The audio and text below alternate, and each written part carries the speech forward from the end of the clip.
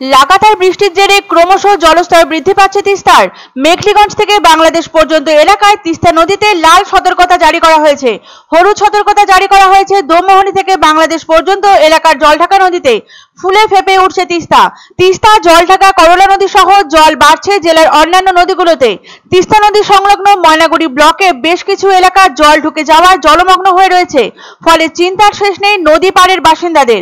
শনিবার সকাল 6টায় 2929.02 কিউমেক জল ছাড়া হয়েছে জলপাইগুড়ি তিস্তা ব্যারেজ থেকে। এক নাগাড়ে বৃষ্টি পড়ে চলেছে উত্তরবঙ্গে। সিকিম ও ভুটান দুই দিকের পাহাড়ে লাগাতার বৃষ্টির জেরে জলস্তর বাড়ছে তিস্তা ও জলঢাকার। লাল সতর্কতা জারি হয়েছে তিস্তায়।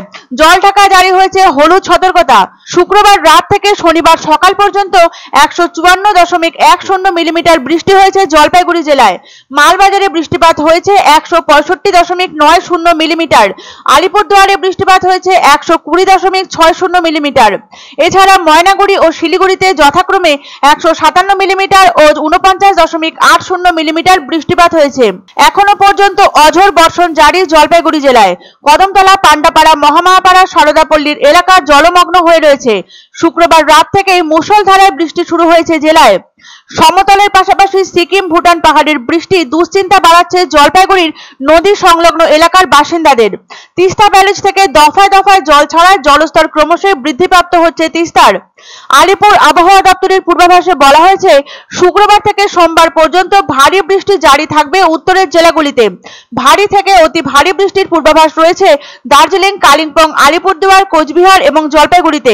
এদিকে প্রবল বর্ষণের জেরে ধস নেমেছে তিস্তা বাজার থেকে দার্জিলিং যাওয়ার পথে মেল্লি বাজার রোডে। এর ফলে কার্যত বিপর্যস্ত হয়েছে যোগাযোগ ব্যবস্থা। ঘুরপথে গাড়ি চলাচল করছে। আগে থেকে এই রাস্তায় যান চলাচল অবরোধ করা হচ্ছিল প্রশাসনের তরফ থেকে। অতিরিক্ত বৃষ্টির ফলে দোমোহনী এলাকায় তিস্তায় হলুদ সতর্কতা জারি করা হয়েছে। লাল সতর্কতা জারি করা হয়েছে ভারত বাংলাদেশ সীমান্তের মেখলিগঞ্জে। জলঢাকা নদীর জল বইছে বিপদ সীমার উপর দিয়ে। ফ্লাড কন্ট্রোল রুম সূত্রে জানা গিয়েছে, শনিবার সকাল 6টায় জলপাইগুড়ি তিস্তা ব্যারেজ থেকে 2969.02 কিউমেক জল ছাড়া হয়েছে। শুক্রবার রাত থেকে অবিরাম বৃষ্টি হয়ে চলেছে জলপাইগুড়ি জেলায়। একদিকে পাহাড় থেকে নেমে আসছে বিশাল জলরাশি, সাথে যুক্ত হচ্ছে বৃষ্টির জল। এই দুইয়ের মেলবন্ধনে কার্যত রুদ্রমূর্তি ধারণ করেছে তিস্তা, জলঢাকা, তোরসা সহ জেলার বুক চিরে বয়ে যাওয়া লিস, ঘিস, নেওড়ার মতো খরস্রোতা নদীগুলি। ইতিপূর্বে তিস্তার জলে ব্যাপক ক্ষতিগ্রস্ত হয়েছে গোটা চর এলাকা।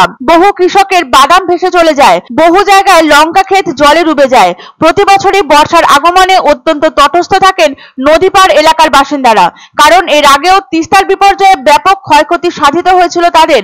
ইতিমধ্যে প্রশাসনের তরফ থেকে সতর্কবার্তা দেওয়া হয়েছে। কন্ট্রোল রুম থেকে নজর রাখা হচ্ছে পরিস্থিতির ওপর। সেচ দপ্তর লাল সতর্কতা জারি করেছে তিস্তা নদীর অসংরক্ষিত এলাকায়। দোমোহনী এলাকায় তিস্তায় হলুদ সতর্কতা জারি করা হয়েছে এবং লাল সতর্কতা জারি করা হয়েছে ভারত বাংলাদেশ সীমান্তের মেখলিগঞ্জে। উত্তরের প্রায় সব জেলাতেই আগামী সোমবার পর্যন্ত ভারী বৃষ্টির সম্ভাবনা রয়েছে, এমনই পূর্বাভাস মিলেছে আলিপুর আবহাওয়া দপ্তরের পক্ষ থেকে।